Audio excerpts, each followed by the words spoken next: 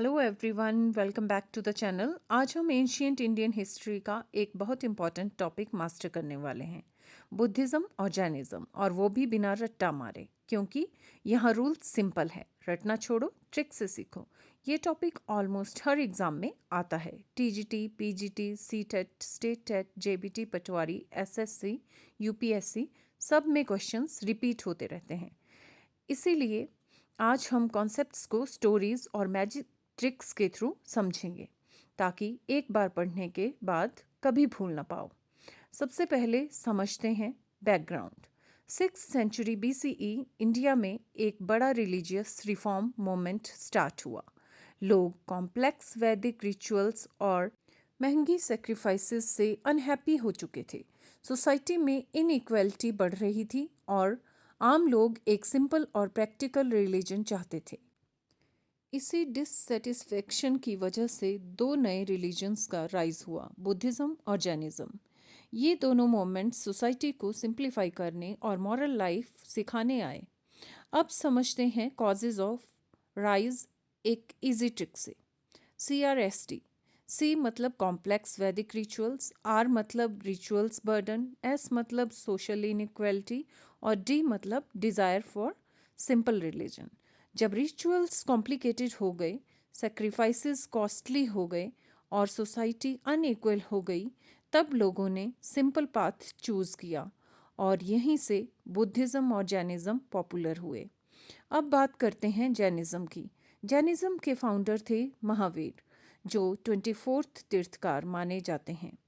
महावीर ने extreme aesthetic life follow की, मतलब स्ट्रिक्ट डिसिप्लिन, नॉन वायलेंस और सेल्फ कंट्रोल पर फोकस। जैनिज़्म का मेन प्रिंसिपल था अहिंसा, यानी किसी भी लिविंग बीइंग को हार्म ना करना। ये रिलीजन सेल्फ डिसिप्लिन और कर्मा प्योरिफिकेशन पर बेस्ड था।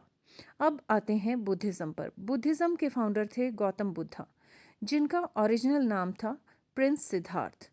उनका जन्म लुम्बिनी में हुआ। रॉयल लाइफ जीने के बावजूद उन्हें लाइफ का रियल मीनिंग समझना था। टर्निंग पॉइंट तब आया जब उन्होंने लाइफ के फेमस 4 साइट्स देखे, एक ओल्ड मैन, एक सिक पर्सन, एक डेड बॉडी और एक संत। इसको याद रखने की ट्रिक है OSDS। इन साइट्स ने उन्हें रियलाइज़ कराया कि लाइफ सफरिंग से भरी है और ट्रुथ की सर्च में उन्होंने पैलेस छोड़ दिया। लॉन्ग मेडिटेशन के बाद बुद्धा को बोध गया में एनलाइटमेंट मिला। उसके बाद उन्होंने अपनी टीचिंग स्टार्ट की, जो 4 नोबल ट्रुथ्स पर बेस्ड थी। ट्रिक याद रखो, SCPE। S मतलब सफरिंग, C मतलब कॉज यानी डिज़ायर, P मतलब पॉसिबल एंड ऑफ सफरिंग और E मतलब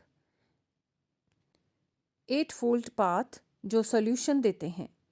अब समझते हैं 8 फोल्ड पाथ, जो बुद्धिज़्म का प्रैक्टिकल गाइड है।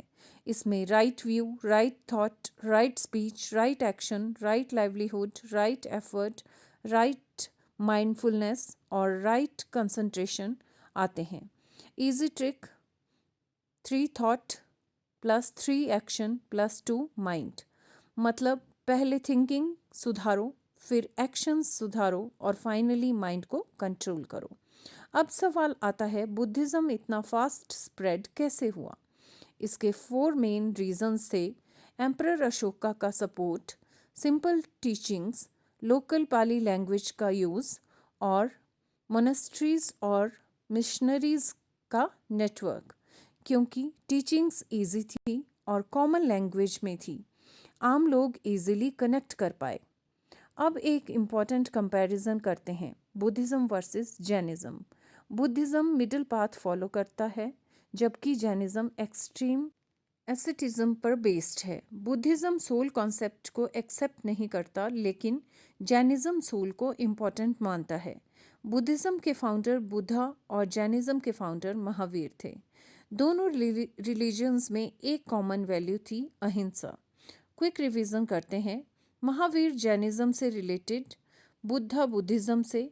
दोनों 6th century BCE reform movement का पार्ट थे और नॉन वायलेंस दोनों में इम्पॉर्टेंट थी। देखा, कितना इजी हो गया बिना रट्टा मारे। अब छोटा सा quiz. So first question is, who was 24th तीर्थकार? Where did Buddha get enlightenment? Four noble truths belong to which religion? And Triratna belongs to which religion? Answers comment section में ज़रूर लिखना। अगर आज का वीडियो हेल्पफुल लगा हो तो like करो, शेयर करो और चैनल को सब्सक्राइब करो, क्योंकि यहाँ हिस्ट्री बोरिंग नहीं, ट्रिक से इजी बनाई जाती है। मिलते हैं नेक्स्ट वीडियो में एक और पावरफुल टॉपिक के साथ।